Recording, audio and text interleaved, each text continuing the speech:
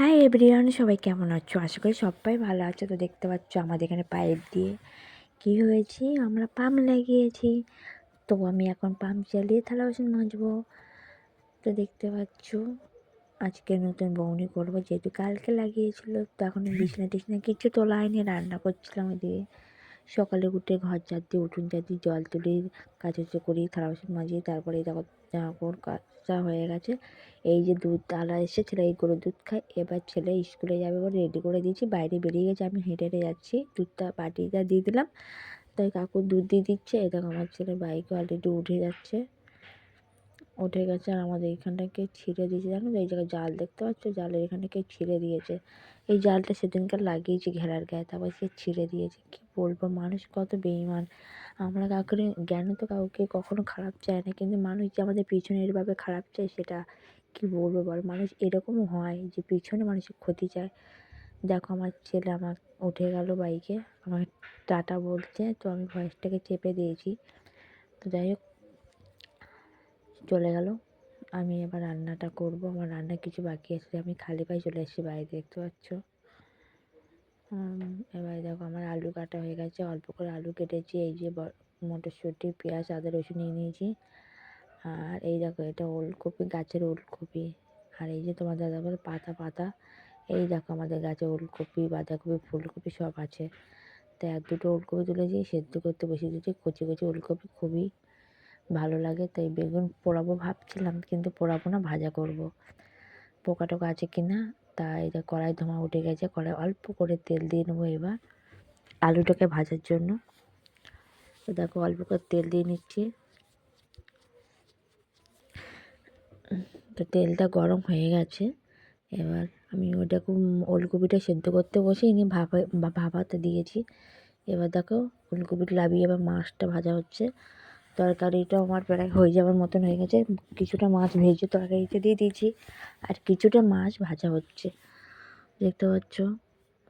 আমার কতগুলো কড়া, দেখো একটা কড়া, দুটো কড়া, তিনটে কড়া, আর এই 4-5টা কড়া আছে। দেখো এখনও বাজে 11টা 10। আজকে একটু লেট হয়ে গেল। তো দেখো রেশন দিচ্ছে, রেশন ধরতে চলে আসলাম। দেখতে পাচ্ছ অনেক ভিড়, এখন বাজে হয়তো 11:30 বাজে। এখন চলে আসলাম সবার লাস্টে, যেহেতু আমাদের বাড়ির কাছে, অত লাইন দিয়ে রেশন ধরি না। সবার লাইন, আমার বড় মাসে দেখো একা একা কাজ করছে, যেহেতু ওর রেশনওয়ালা ওর বন্ধু বান্ধব হয়। তো ও একা একা মেশিনপত্র চালিয়ে ধরে নিচ্ছে। তো এই দেখো খাওয়া দাওয়া হয়ে গেছে, শুয়ে পড়েছি। আর আমার ছেলেও শুয়ে পড়েছে। তো আমি এটা কিছু বলছিলাম, তো আমি আর কিছু বললাম না, ভয়েসটাকে আমি করে দিই। তো আমার ছেলেকে ডাকছিলাম, দেখতে পাচ্ছ ছেলেকে ডাকছি। ওর আসলে 3টের সময় প্রাইভেট আছে, তখন বাজে 3:30।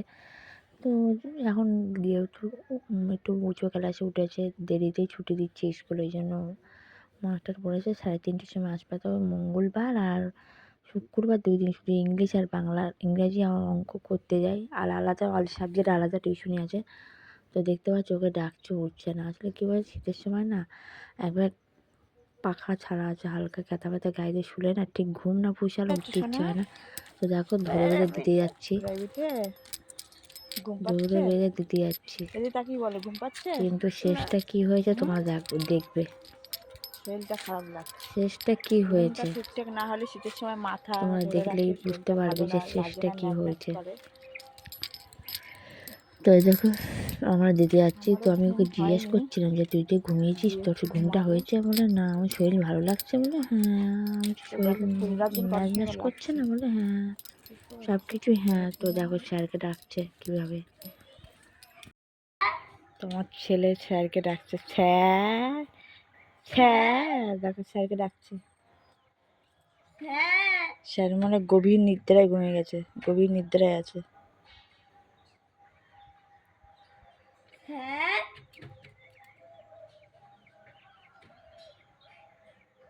আচ্ছা এসছে।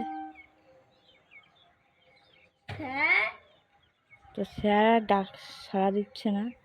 ওদের স্যারদের ওই সামনে একটা দরজা আছে, আর এই একটা, এই হচ্ছে স্যারদের বাড়ি।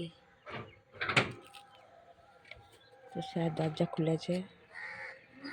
দেখো বাড়ি চলে যাচ্ছে। হ্যাঁ, বাড়ি চলে যাচ্ছে কেন? পড়াবে না।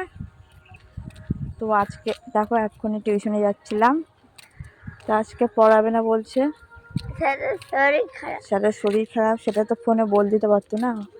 ও ঘুম থেকে উঠছিল না, তাও আমি জোর করে ডেকে ডেকে তুললাম, আমারও ঘুমটা হয়নি।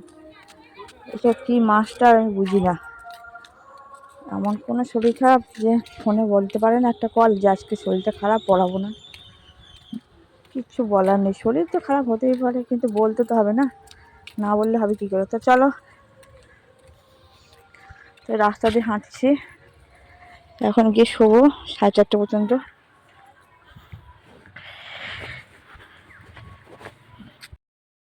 তো দেখো ছেলের কাণ্ড দেখো, বিকেল হবে আর বল টানে সুর করে বের হবে। আমি যেহেতু বেরোতে দিই না, যেহেতু আমি বিকেলে কাজ থাকে আমার, আমি ওকে লক্ষ্য করতে পারি না। ও মাঠে চলে যায়, সামনে মাঠ আছে, মাঠে নানার বাচ্চারা আছে, কি বদমাইশি কথা ঠিক নেই। নে প্রদীপটা তোল, প্রদীপটা তোল। তা তুই হাত দিচ্ছিস কেন?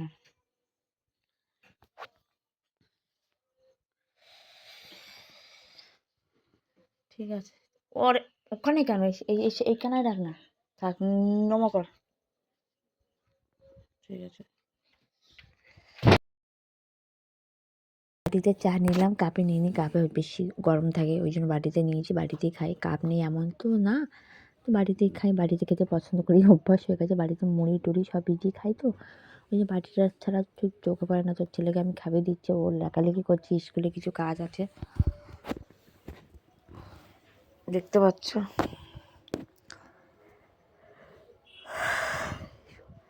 এই হচ্ছে আজকের মতন।